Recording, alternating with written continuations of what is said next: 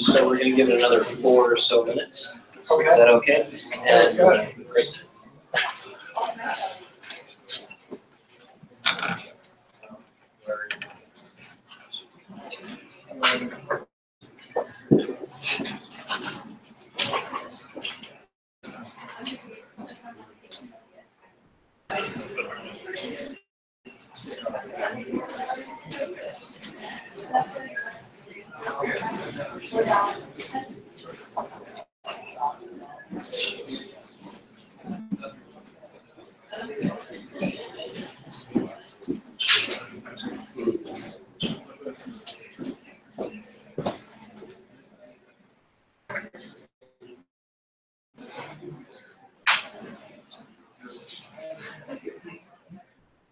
I know.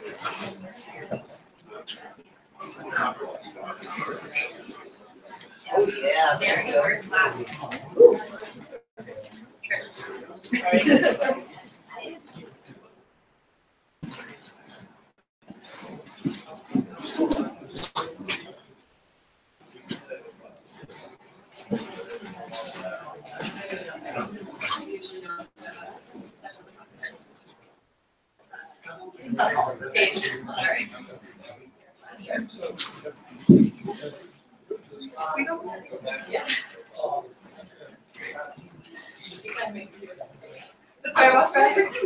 Yeah.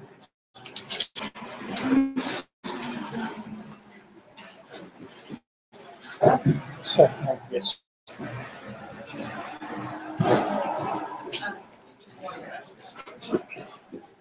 Good afternoon, everyone. Good afternoon, everyone. My name is Annalisa Quinn from the Alumni Association of the Institute of Politics.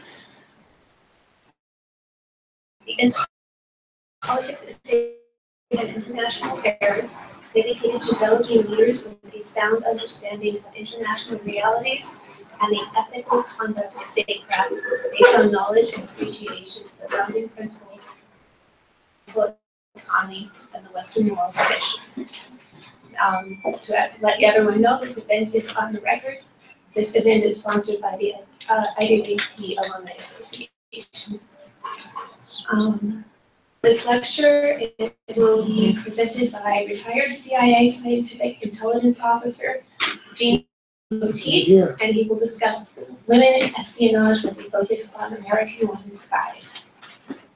Eugene Poteat is a retired senior CIA scientific officer, president of the Association of Former Intelligence Officers. He was educated as an electrical engineer and physicist, holds a master's in science and statecraft and national security affairs from IWP. His career in intelligence included work with U2 and the SPARS aircraft and various space and naval reconnaissance systems. CIA's worldwide network of monitoring sites. He holds patents in covert communication techniques as well. His CIA assignments included the Directorate of Science and Technology, the National Reconnaissance Office, Technical Director of the Navy Special Programs Office, Director of the Intelligence Research and Development Council. He served abroad in London, Scandinavia, the Middle East, and Asia. He received the CIA's Medal of Merit on his Meritorious award for his technological innovations. Join me in welcoming him to speak this afternoon.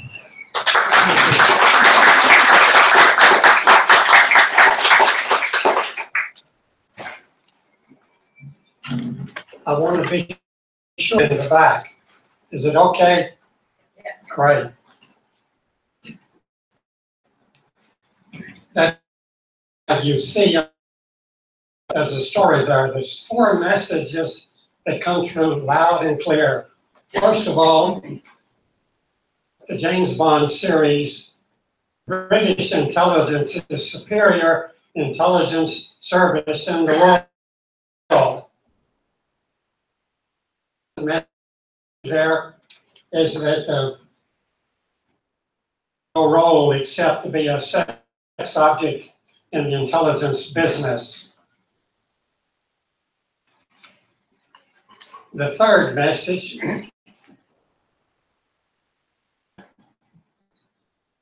I was afraid of that. Now back to where we are. The women have no role. The third message is a CIA man is depicted in a James Bond movie, a used car salesman and talks like one.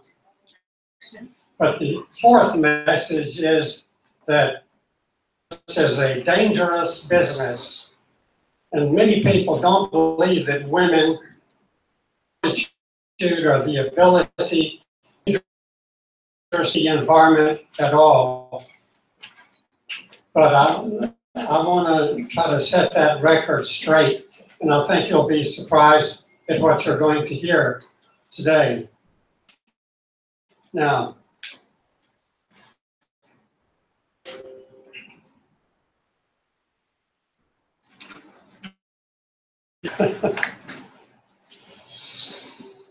you know the stories from the Bible.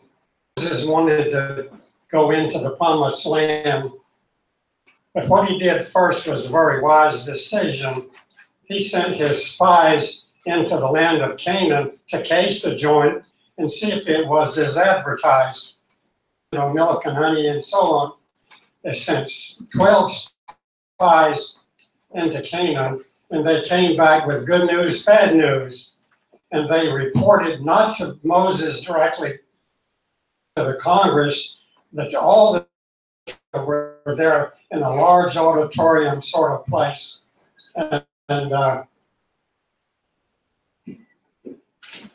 the spies said three things. They said, it is indeed a wonderful place. We would like to be our homeland, full of milk and honey. It's wonderful. Everything is great about it. But there's one problem. Wrong, and they'll put up a good fight. It's going to be a tough invasion for us.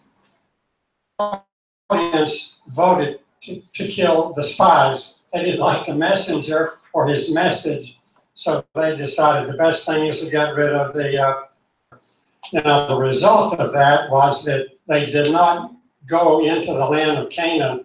They had to spend 40 more years wandering in the desert. So that's, if you want to make some progress and get something done, leave the Congress out of it. Good one. Well, but let's go to the beginning. The first, there's an old story that says spying is the second oldest profession. Well, let's clarify that record again. First of all, what you see here is 40 years later, Joshua decided he would lead the tribes of Israel into the promised land. It was the first thing.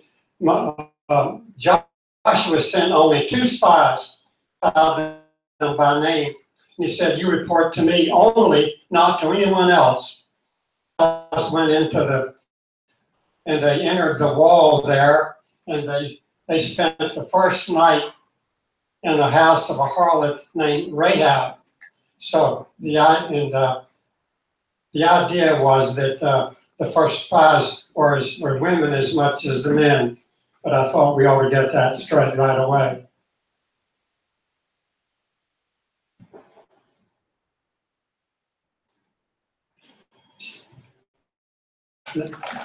First, our audio-visual man, it's not working. Can you advance the slide? Issue, sir. I want to use these.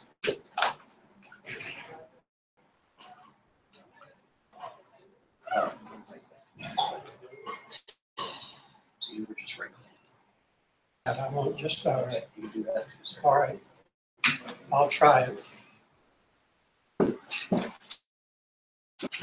The electronic digital age is a curse that we all have to face. But it turns out that in the Bible stories, it's mostly about women spies to start with. You'll notice after that, we all know the story of Samson and Delilah. It was the woman spy, Delilah, that was able to extract the secrets from Samson, to any of us, but also throughout the Bible stories in the early days, women spies were known as Jezebels, and it's been that way throughout history. Jezebel refers to a woman who's trying to connive against secrets from men. But what we want to talk about today, I want to talk mostly about American women spies, and let's see what we think about their ability. American Revolutionary War. Washington and his ragtag had defeated the world's largest empire of the day. End of that war, Major Beckwith, who was the head of British intelligence, reported to the press in New York and later in London. He said Washington did not in his ragtag rebels, did not outfight we British. He won the war by simply out-spying us. He gave credit for the winning of the American Revolution, superior eye operations. So that's a good message there. Oh, one of the most important aspects of that war, interestingly, that Washington had captured the head of British intelligence and had him in his hands. John Andre was the head of British intelligence, and Washington had captured him to do that. Well, it turns out it was quite interesting. On his way up the Hudson River to meet with Benedict Arnold, the traitor, who was compromising the West Point fort up there.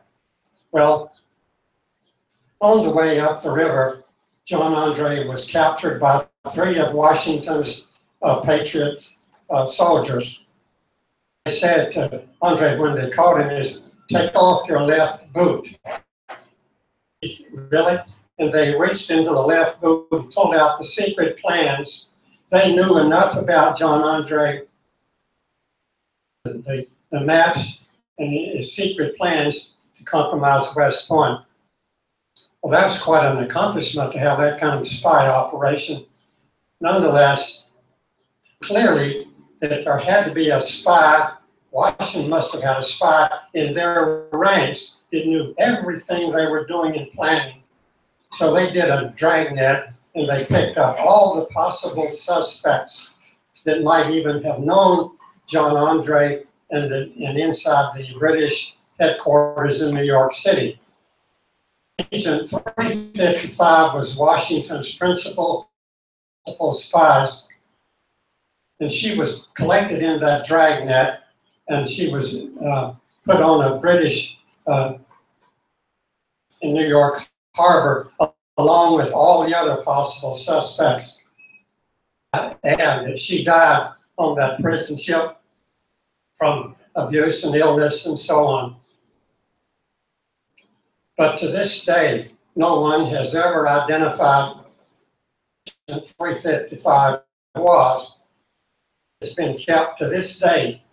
All the other spies that worked for Washington had their names outed, and the public is able to read about all of those Washington spies, but not Agent 355.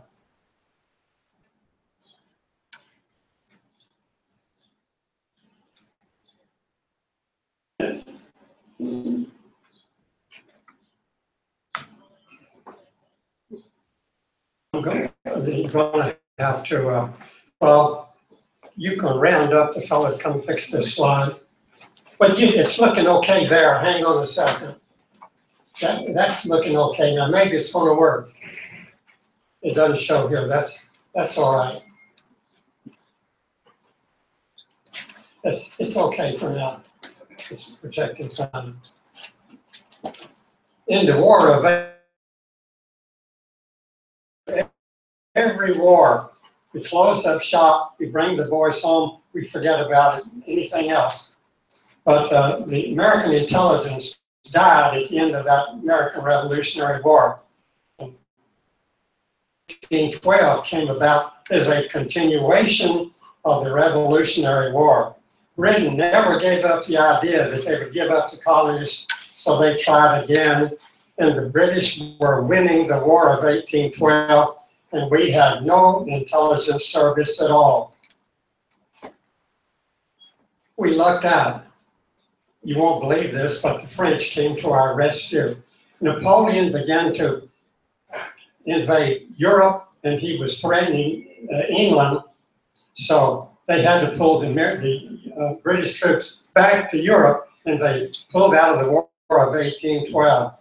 Say then that Napoleon, and therefore the French, helped save America the second time. After the War of 1812, we had the War of the Mexican War, and we had no spies again during that war. During the Mexican War, we had no spies, but during that war, it was decided we needed a spy operation. So guess what we did? We hired Mexicans to spy on Mexicans, and it was known as the Mexican Spy Company. And you can imagine about how effective is that operation was going to be. But nonetheless, the U.S. promised the Mexicans, if you will support us in that war, we will give you U.S. citizenship.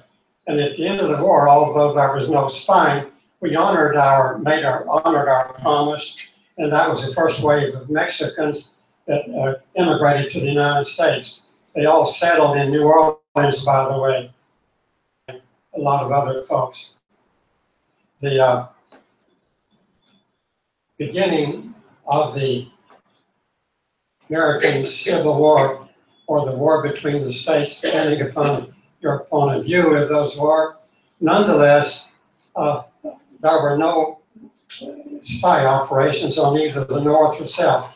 However, were treated differently in those days, and they possibly know anything about man's war or the technology or anything else, and they were viewed as uneducated and so on. So they could wander across the enemy lines, north and south, and without being questioned at all. Quite a few of the women that volunteered to be spies during the war between the states. But you see the first Confederate spy here on the slide, Rosa Neal Greenhouse, was a socialite here in Washington, D.C. And what she did was she collected information, Union Army based in Washington, D.C., on to the Confederate Army in Richmond. She had a spy network operating, but everybody in town knew that Ms. Greenhouse was spying for the Confederacy. They better put her in jail to slow it down. She continued to just to her spy network to the jail. And you see on the slide there some of the secret encoding that was done. It was the Confederate Army at Bull Run, just south of here.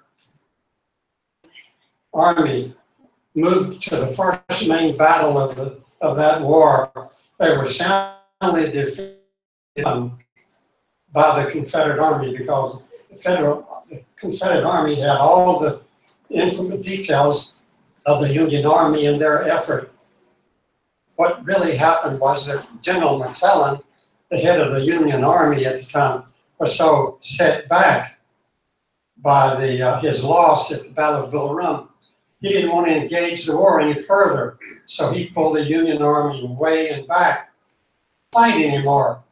And it took Abraham Lincoln finally to replace McClellan and get someone in the army that would fight. But interestingly, Greenhouse did a good job of supporting the Confederacy. The Army had a spy trade. They traded her for some Union soldiers, and they sent Rosa Neal Greenhouse south to Richmond.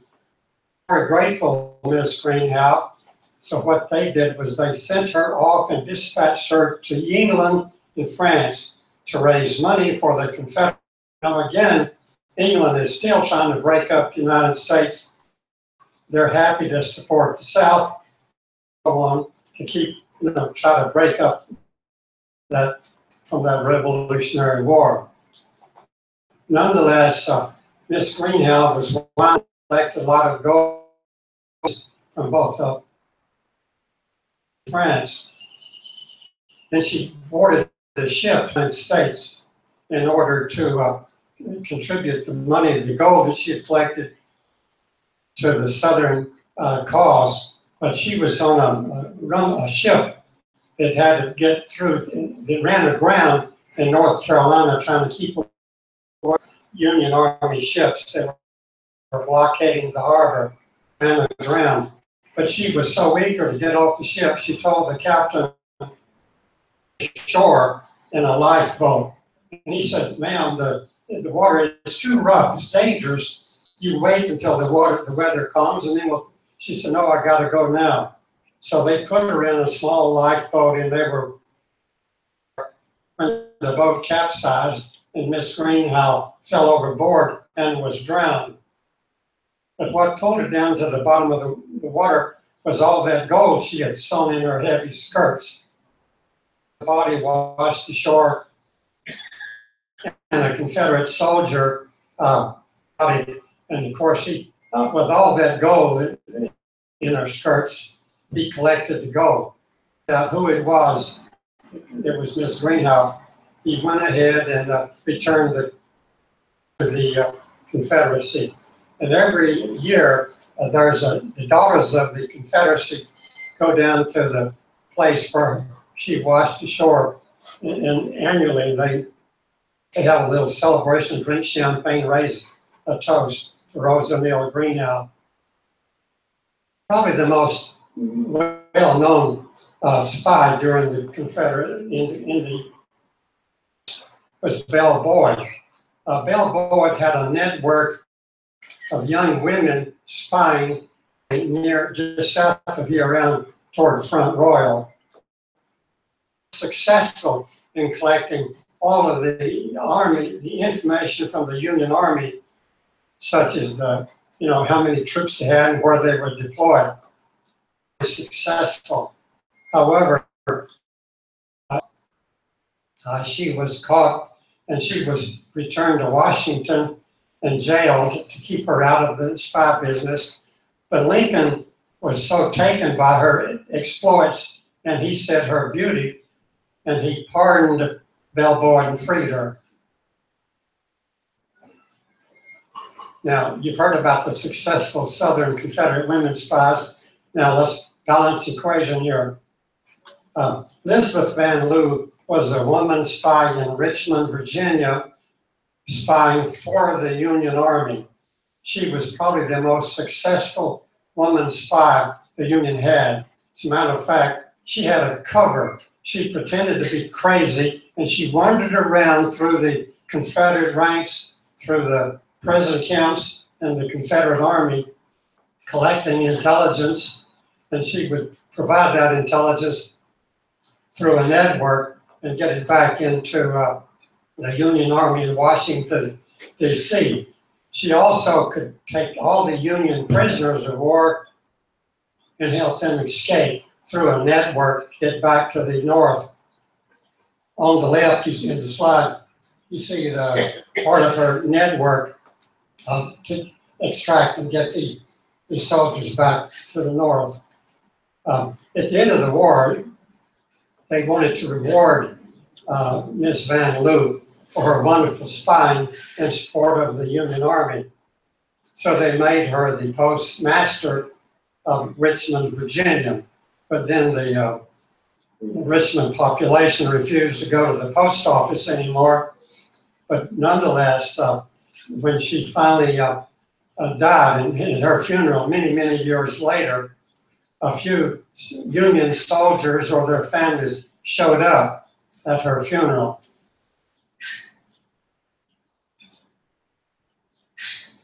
One of the most interesting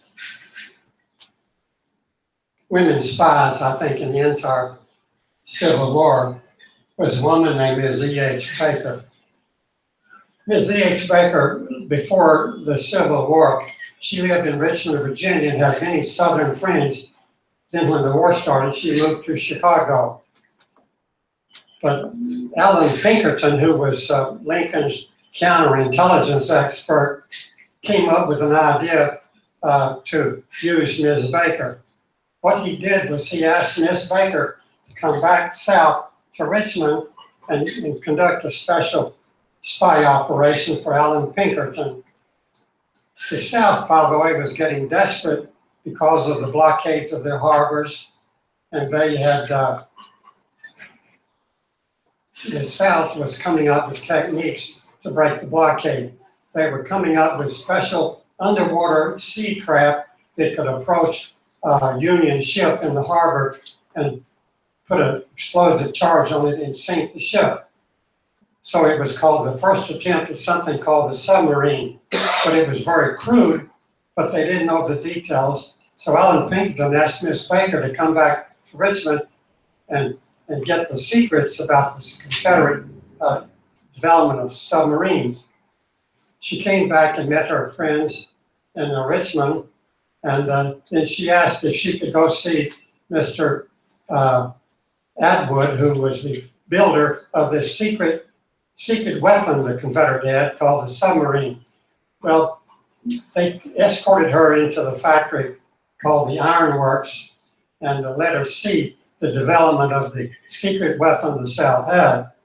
Well, it was nothing more than a green-colored raft, and the men would hide underneath the raft and with their explosive charge, and they would breathe through air tubes sticking up above the water. So when they were trying to do that, as they approached a Union ship in the harbor, since they had been warned by Mrs. Baker what the weapon was, they simply leaned over with hooks and pulled the air tubes away. So that ended that operation. But nonetheless, the idea was women don't know anything about technology. Well, she knew more about technology than the developers of that particular submarine. Emma Edmonds was a master of disguise. She was a woman who was adventuresome, and she volunteered to spy for the Union Army. And she disguised herself as a man and as a male nurse, and she got a job working in the Southern Confederate hospitals as a spy. So she was providing all the information about the problems with the Confederate Army, dressed as a nurse man. But she kept changing her disguise and moving on further south. She eventually disguised herself as a black man, and she put a wig on her head. She took silver nitrate on her skin, and she darkened her skin. And then so she moved around through the Southern ranks freely and was collecting intelligence information and getting it back to the Union Army. However, she was in a Southern camp getting all the details about the Southern Army, and she had stolen a horse to escape back north. She had the horse shot out from under her, but nonetheless, she was quite a daring lady, and she did safe to get back to the Union Army. She was originally from Canada, and after the war, she retired back to Canada and wrote a book about her exploits. And she said, well, she just loved adventure. That explained that. Pauline Cushman was another spy for the Union Army. She had been on the stage, and she was so successful at spying for the Union Army, they gave her an honorary rank of Miss Major Cushman. She died, by the way, around 1896 at the age of 86. She was buried in a military cemetery in California, but she was known as, and you can see her with her honorary major's uniform on the right. Well, whatever turns you on, I guess. During the, again, we had no formal intelligence service, but during the next war, which was the Spanish-American War in the 1890s, we had, again, no intelligence service. The only secret the U.S. had they were concerned about was when Roosevelt and his Rough Riders were going to depart from Tampa, Florida, and invade Cuba so they could run up San Juan Hill. What actually happened, however, was they were afraid that there could be Spanish spies during the Spanish-American War in the Tampa, Florida area. So what they did was the head of the army in Tampa went over to Ybor City, which is where all the Cuban cigar rollers live. And that's just to the east of Tampa, Florida. Well, the head of the army went to the postmaster and he asked the postmaster in Ybor City, do you have anyone in Ybor City that knows the Spanish community very well that we can hire as our counterintelligence agency to check Ybor and see if there are any Spanish spies there? Well, Mr. Bean said to the colonel, I'm sorry, the only person that knows everybody in Ybor City and can speak pretty good Spanish is my daughter, Mabel Bean, 16 years of age. So the Army hired Mabel Bean as their counterintelligence agent during the Spanish-American War.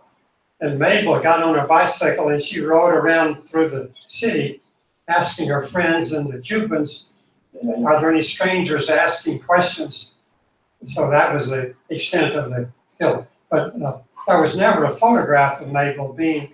But 40 years later, there was one photograph of Mabel Bean when she was about 40 years of age. And the picture on the right shows Mabel Bean 40 years after the war. Now, what we've all been waiting on, and we know the best known woman spy in history was Mata Hari. Now, Mata Hari was a Dutch woman, Marguerite Gertrude Zelle. She was the wife of a Dutch army officer based in Dutch Indochina. And she was so bored as the life of a military wife, she learned those exotic dances of Java that were performed by the natives in that part of the country. She was good at it. So she decided to leave her husband. She came back to Europe and she set herself up as an exotic stage dancer. And during World War I, she performed on stage in Paris for both the French army generals and also the German army people. Now, each side thought she was spying for the other side. The French were convinced she was spying for the Germans. Germans were convinced she was spying for the French. Not true. She was not a spy at all, but she felt she was suspicious. Now, in those days, you didn't see a lot of skin. I've got a couple. You want to see another picture? There's another picture of Mata Hari.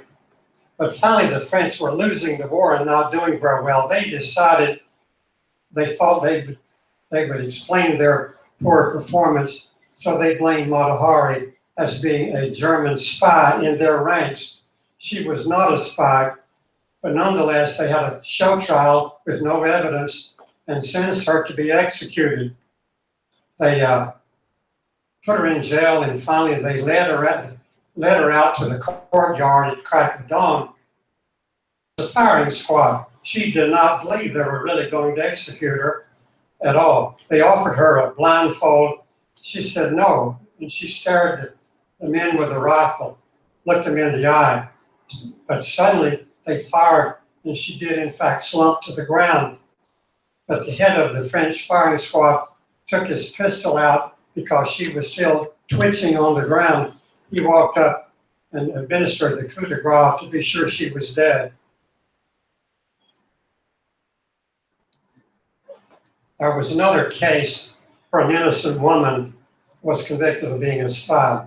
But a nurse named Edith Cavell was a British nurse in Belgium during the war, and she was helping wounded soldiers survive in her clinic, and or if they were healthy to escape back to England.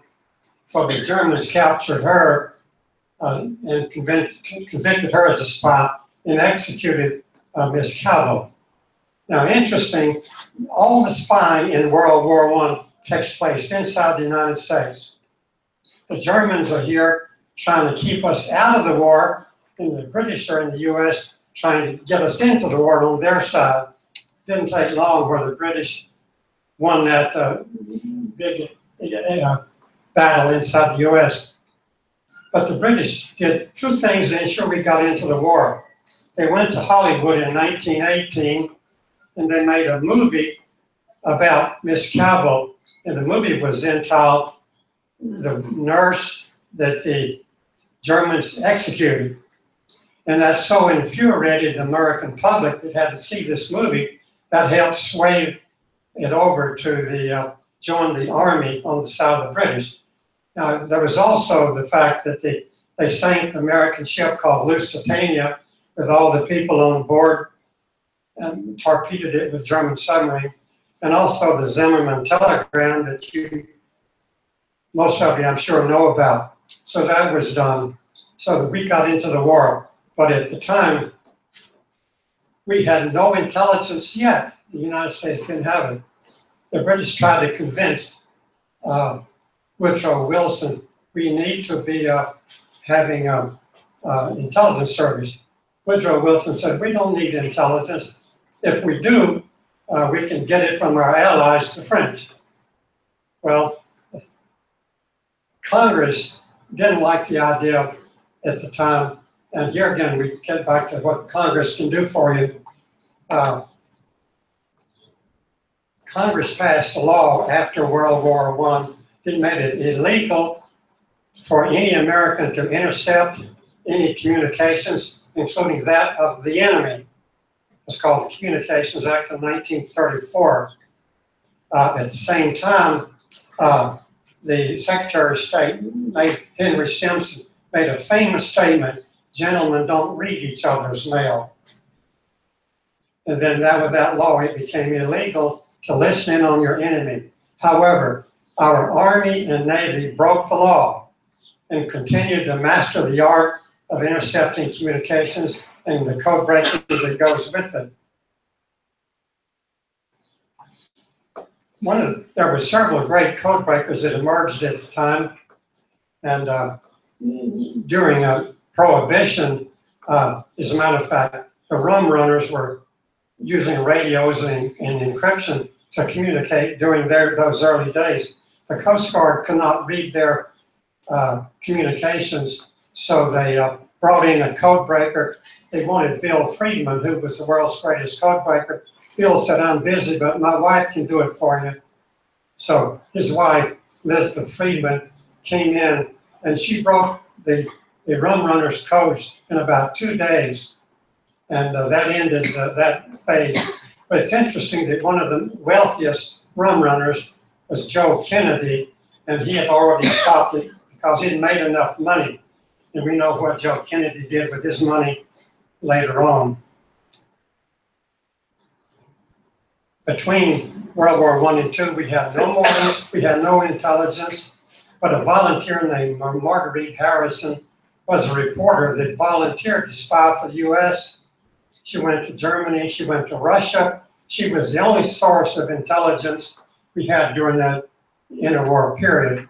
And so she was finally captured by the Russians and put in prison, but it was President Woodrow Wilson that made a statement to the head of the Russian communists in those early days. You let those people out of prison or we will stop providing you the food that keeps Russia alive in those early days. We have a habit, it seems, of always putting money into bad causes. During World War II, the U.S. was saved by being able to have broken the Japanese naval codes. We lost our Navy. We only had a few aircraft carriers left. And at that one battle, however, the Japanese fleet was superior to the U.S. fleet. And it was decided that they wanted to finish off the American fleet at the famous Battle of Midway. However, the Navy had been able to break the Japanese codes, and they won the battle and turned the tide of the war. Had we lost that battle, as expected, that the U.S. would have had to have an accommodation with the Japanese as much on their terms as ours. But guess who taught the Navy how to break those codes, Japanese codes? It was a woman named Agnes Driscoll. Agnes Driscoll was a mathematical genius that was hired into the Navy and then eventually into the NSA. And she was the one that taught the Navy how to break the Japanese codes. I'm going to have to pick up the pace a little bit here for you. But probably the most fascinating and interesting spy story of anyone was conducted by Amy Thorpe. She was an American woman that came to Washington during World War II. She was trained by the FBI to be a safecracker. And they asked her to get the secret code books from two sources. Get the secret code books from the Italian embassy so we can copy the code book, and then go into the French embassy and Vichy French embassy and get the code books from there. Well, she arranged to meet a Frenchman at those days, and she became his lover. And in Washington, D.C., during World War II, there's no place for a young couple to even go for any quiet time at all. But they came up with the idea they could do it in the French embassy. So the lovers came into the French embassy after hours, and they would give a bottle of champagne to the guard at the door that night. And then they would go in, and she had been trained to open the safe by the FBI. She went back with her lover. She opened the safe successfully.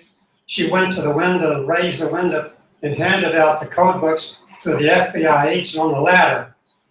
He ran across the street and made photographs of the code, brought them back up the ladder, handed them to her.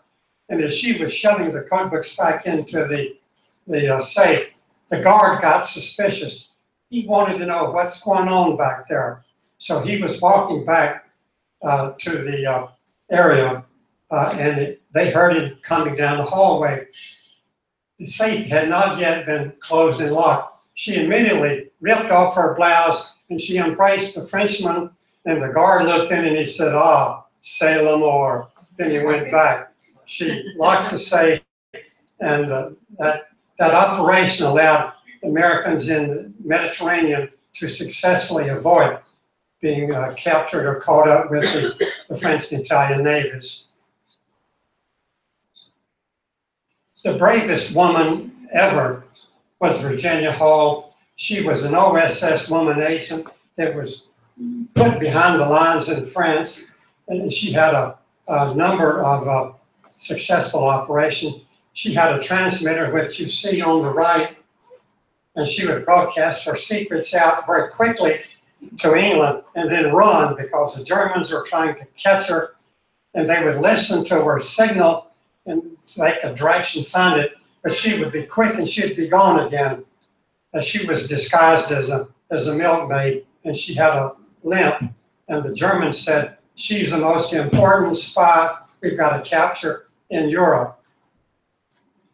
She successfully escaped them, and after the war, she was given the highest award you can have below the Medal of Honor. Here's a picture on the left of her getting her medal. She joined the CIA when the CIA was formed later on, and I was privileged to have heard one of her lectures there in the early days. The problem that she had with her transmission, there was an industrialist in Hollywood, California. The industrialist was telling his friend, Hedy Lamarr, who's known as the most beautiful actress in those days in Hollywood, about the problems that the transmitters had in those days.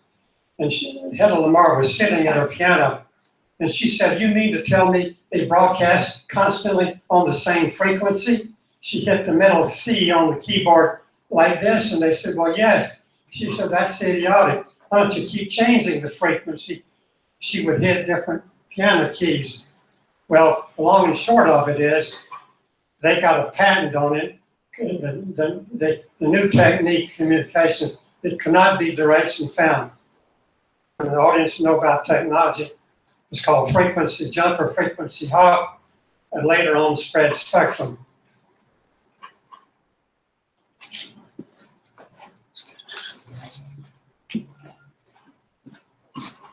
The OSS was full of women spies. The most successful ones here, you recognize some of the faces on the left, the French ship, Marlene Dietrich, and so on. The point is, the women spies were the most useful spies compared to the men. We all know the story of Alder James, the traitor in the CIA ranks. For 5 years, he was the biggest traitor we had, doing the most damage against U.S. spy operation. However, the CIA had given up hope of finding the traitor in their ranks. But 2 women kept it up, and they are the ones that finally identified Alder James. The primary person behind capturing him was Sandy Grimes on the lower left. She's the one that should have the credit for that. Another woman spy was Martha Peterson. She was the spy in Moscow in the dead of winter. She was asked to go out to service a dead drop. That means pull a brick out of a brick wall, take a message out and put one in and put the brick back in. That's the dead drop. Well, she was captured that night, and what you see here, she had diplomatic immunity and was finally free. But the KGB here is grabbing her. They're not feeling her up. They're grabbing her arms because the technique is to grab the arms first in case they have the cyanide pill and are going to commit suicide. So you grab their arms to keep them from doing anything with their arms. Martha Peterson is retired recently from the CIA. She lives down in North Carolina. A wonderful woman. Shortly, we have American traitors. We don't call, there's a difference between a spy and a traitor. A spy works for his own country. A traitor works for the enemy. That's the difference. So we had some traitors, and Ana Montez was the woman working for the Defense Intelligence Agency that was spying for Castro. She's been in jail now 25 years. She's coming up on age 60, and she'll be free very shortly.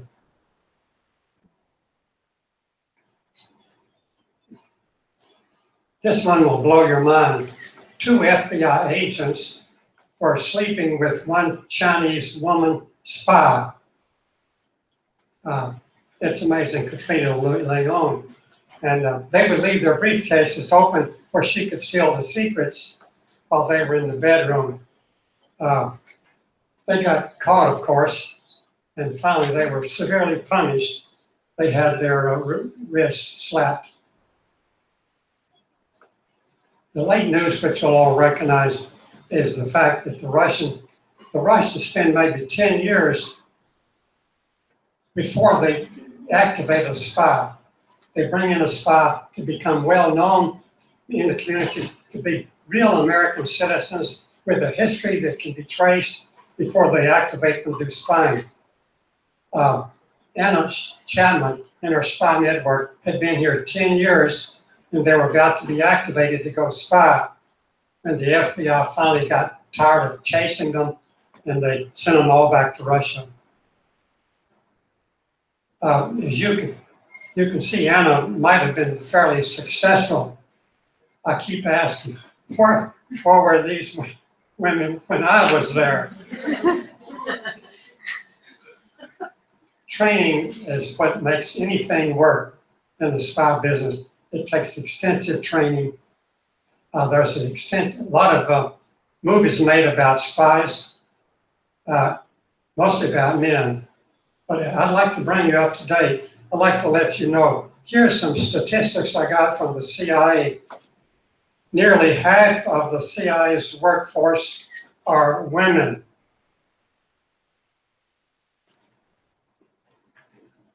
I have the actual numbers. I'm going to skip that because I move on. But nonetheless, there are key people in the intelligence community are women spies. Now, you've heard some of the stories.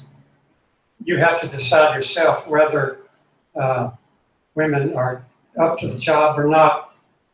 I think you know the answer to that now. I think I better give you a break and ask if you have any questions. I'll be glad to entertain them. I had to move fairly quick through it, but if you have questions, let me know. You can raise your hand or you can, here's a man with a microphone. I think we covered it very well. Is there one back there? Well, here's one right here. This is. I'm hard of hearing. Somebody else is asking a question. Me? Okay. This is just Come forward. fun question for you. Do you have a favorite spy movie? Do you have a favorite spy movie? I'm sorry. She said, do you have a favorite spy movie? Book. She said movie.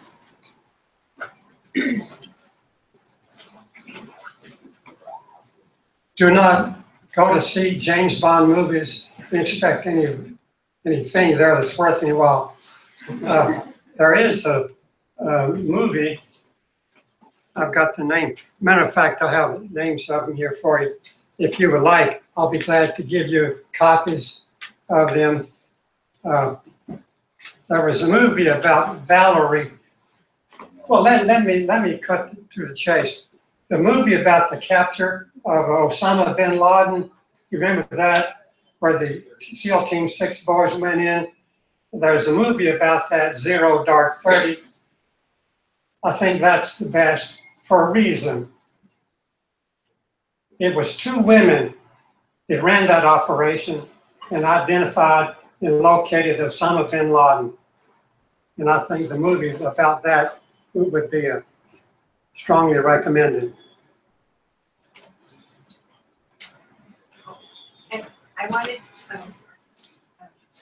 I wanted to ask how you got interested in this topic. It's clearly a labor of love.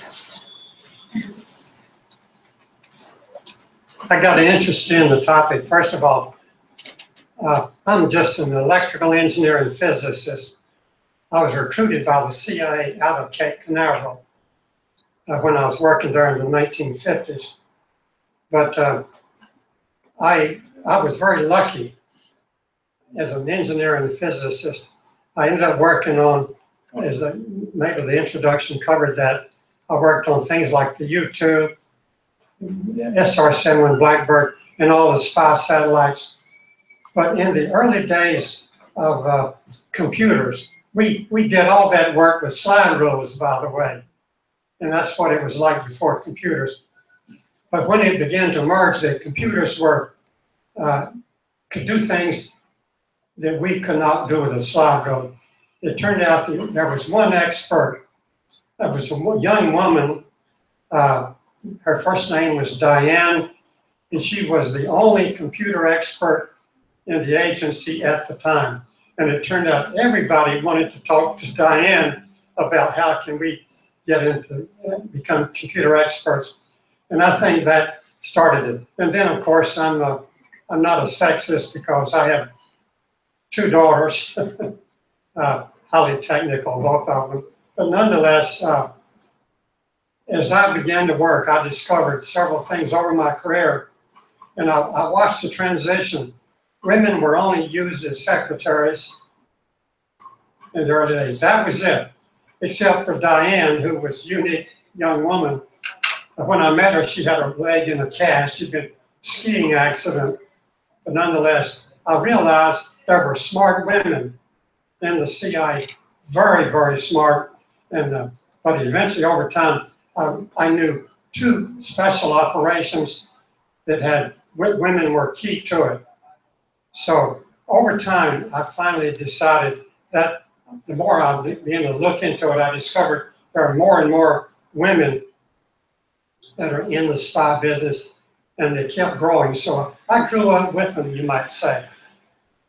And I'm happy to have found this topic. It turns out when I've got more time, it's a winning subject, I might add. I'll hang around. I have two things. I have a number of business cards here. It turns out if you're interested in the subject at all, I have a card here. There's an association called AFIO, the Association of Former Intelligence Officers. Got a website, and it produces a lot of valuable information weekly. They produce a technical journal, ranked as the highest, best journal on the subject of espionage in print. It comes out quarterly, and there's a few copies right here in IWP.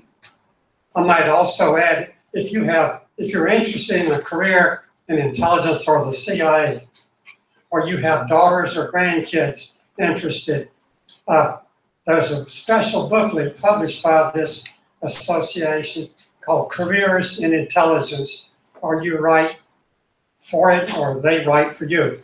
It tells you all you need to know about careers for women in intelligence. It's outside. Please take one home with you.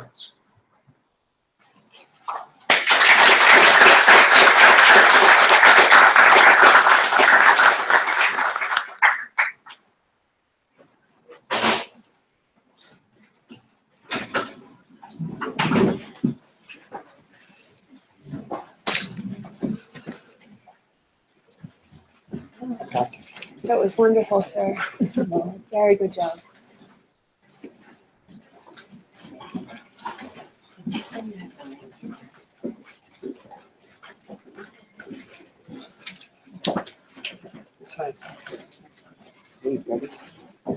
Just said I'll bore you too much. I recognize your face, you know. I don't know all this. Well, it's graduate.